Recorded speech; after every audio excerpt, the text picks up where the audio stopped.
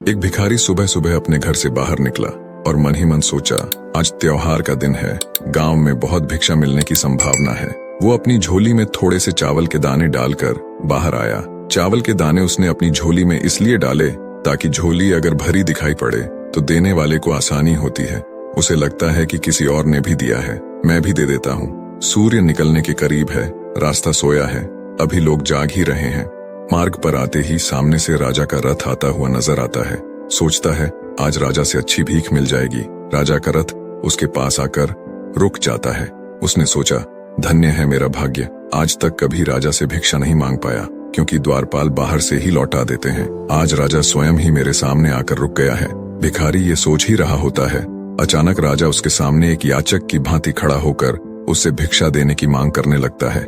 राजा कहता है कि आज देश पर बहुत बड़ा संकट आया हुआ है। ज्योतिषियों ने कहा है, इस संकट से उबरने के लिए यदि मैं अपना सब कुछ त्याग कर एक याचक की भांति भिक्षा ग्रहण करके लाऊंगा, तभी इसका उपाय संभव है। तुम आज मुझे पहले आदमी मिले हो, इसलिए मैं तुमसे भिक्षा मांग रहा हूँ। यदि तुमने मना कर दिया तो देश का संकट टल नहीं पाएगा, इसलिए तुम मुझे भिक्षा में कुछ भी दे दो। भिखारी तो सारा जीवन मांगता ही आया था, कभी देने के लिए उसका हाथ उठा ही नहीं था। सोच में पड़ गया कि ये आज कैसा समय आ गया है, एक भिखारी से भिक्षा मांगी जा रही है और मना भी नहीं कर सकता।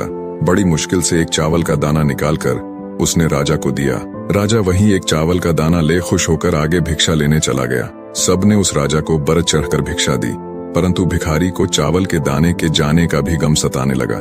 जैसे तैसे शाम को वह घर आया। भिखारी की पत्नी ने भिखारी की झोली पलटी तो उसमें उसे भीख के अंदर एक सोने का चावल का दाना भी नजर आया। भिखारी की पत्नी ने उसे जब उस सोने के दाने के बारे में बताया तो वो भिखारी छाती पीट के रोने लगा। जब उसकी पत्नी ने रोने का कारण पूछा तो उसने सारी बात उसे बताई। उसकी पत्नी ने कहा, तुम्हें पता नहीं कि जो दान हम देते हैं वही हमारे लिए स्वर्ण है, जो हम इकट्ठा कर लेते हैं वो सदा के लिए मिट्टी का हो जाता है। उस दिन से उस भिखारी ने भिक्षा मांगनी छोड़ दी और मेहनत करके अपना तथा परिवार का भरण पोषण करने लगा। जिसने सदा दूसरों के आगे हाथ फैलाकर भीख मांगी थी, अब खुले हाथ से दान पुण्य करने लगा। धीरे धीरे उसके दिन भी बदलने लगे। जो लोग सदा उससे दूरी बनाया करते थे अब उसके समीप आने लगे। वो एक भिखारी की जगह दानी के नाम से जाना जाने लगा। निष्कर्ष, जिस इंसान की प्रवृत्ति देने की होती है उसे कभी किसी चीज की कमी नहीं होती, और जो हमेशा लेने की नीयत रखता है उसका कभी पूरा नहीं पड़ता।